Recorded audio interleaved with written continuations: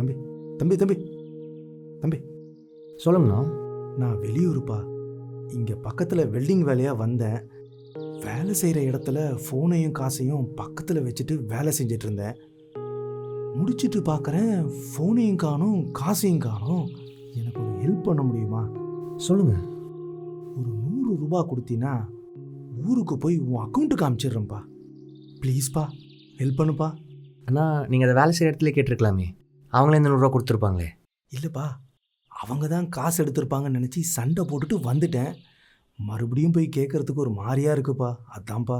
நான் ரொம்ப சாரி, நான் மன்னிச்சிடுங்க. என்கிட்ட காசு இல்லை, நீங்கள் வேற இடத்து கேளுங்க. சாரி. சாரி தம்பி ப்ளீஸ்ப்பா.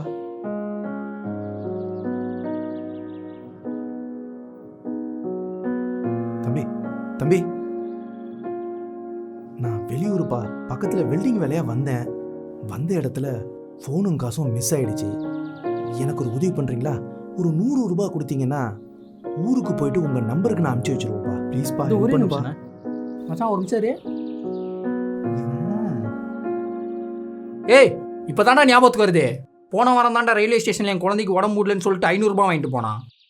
ஏய், இதே வேலையை தான் வச்சு சுற்றிட்டு இருக்கிறியா? அவனுக்கெல்லாம் வெக்கமா இல்லை? ஐயோ, அது நான் இல்லைப்பா, வேற யாரோப்பா. ஏச்சி, அப்பா வயசாச்சேன்னு பார்க்குறேன். எல்லாம் வாய்களாக உடச்சிருவேன். பட ஏச்சிப்பே பட. ஒரு ஆள்கிட்ட 100 ரூபான்னு ஒரு நாளைக்கு 10 பேர்கிட்ட வாங்கினாலும் 1000 ரூபா சம்பாரிச்சிட்றான்டா. 30 நாளைக்கு 30,000டா. நீ ஏன்டா இவ்வளோ வயிறு எறிகிற? எனக்கு சம்பளமே 8000 ரூபா தான்டா. நீங்க ஒரு 100 ரூபா கொடுத்தீங்கன்னா நான் ஊருக்கு போயிட்டு உங்க நம்பருக்கு டேய், அனுப்பிச்சி அங்க பாரு, ஒரு அம்மாட்ட நின்னு அவன் பேசிட்டு இருக்கான். ப்ளீஸ்மா, கொஞ்சம் ஹெல்ப் பண்ணுங்கம்மா.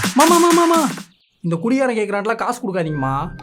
ஊருக்கு போயிட்டு 1 மணி நேரத்தில் அனுப்புவேன்னு சொல்லிட்டு ஒயின் ஷாப் பண்ணி படுத்து கிடப்பான். தம்பி, கொஞ்சம் மரியாதையா பேசு. அவருக்கு உங்க அப்பா வயசு இருக்கும். அவரை போய் குடிகார அது இதுன்னு பேசுற. அவர் குடிச்சது நீ பாத்தியா? இல்ல, ஆனா ஒயின் ஷாப்ல இருந்து வெளில வந்ததை பார்த்தேன். ஏய், ஒயின் ஷாப்ல இருந்து வெளில வந்தா குடிச்சுதான் வரேன்னு அர்த்தமா? ஏன் அவர் சில்லற கூட மாத்த போயிருக்கலாம்ல? ஆமாம்மா, நான் சில்லற மாத்த தான் போனேன். அப்பதான் தம்பி பார்த்துருக்காருன்னு நினைக்கிறேன். பாத்தியா? என்னமோ நடிக்கிறான்டா.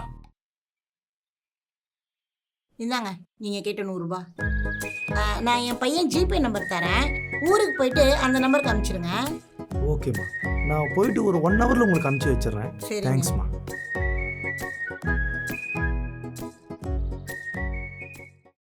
விஷ்ணு, சொல்லுமா.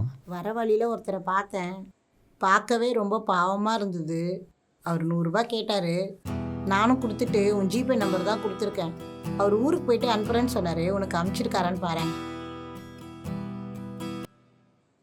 காசு வரலையேம்மா. ஐயோ, காசு வரலையா? அந்த பசங்க அப்பயே சொன்னாங்க, நான் தான் கேட்காம போயிட்டேன். உண்மையிலே அந்த ஆள் குடிகாரன் தான் போல. இதுக்கு தான் யாருக்கும் உதவி பண்ணக்கூடாதுன்றது.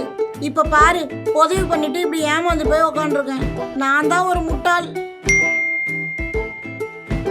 அம்மா, காசு வந்திருக்குமா. சரவணன் பேர்ல வந்திருக்கு. நான் அவர் பேர் கேட்க மறந்துட்டேன்டா. அவர் பேர் தான் சரவணனா இருக்கும்னு நினைக்கிறேன். பரவாயில்ல, நல்ல மனுஷன் தான், காசு அனுப்பிச்சிட்டாரு. நான் கூட ஒரு நிமிஷம் அவரை தப்பா நினச்சிட்டேன்டா. டேய் முட்டாள், இப்போ நீ ஏன்டா காசு அனுப்புன உங்க பையனுக்கு? அவன் எப்படி அனுப்பிச்சிருக்க மாட்டாங்க, நல்லாவே தெரியும்டா. அதான் நானே அனுப்பிச்சி விட்டேன். ஒரு வேளை அனுப்பியிருந்தா எனக்கு ஒன்றும் பிரச்சனை இல்லை. போச்சுன்னா எனக்கு ஒரு 100 ரூபா தான் லாஸ். ஆனால் அந்த உதவி பண்ண அம்மா நிலைமை நினச்சி பார்த்தியா?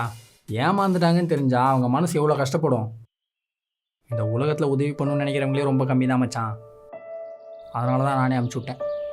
சூப்பர்ரா. அப்படி எனக்கு தர வேண்டிய 100 ரூபாய் ஜிபே பண்ணுறேன். அந்த காசு தான் அனுப்பிச்சி விட்டேன்.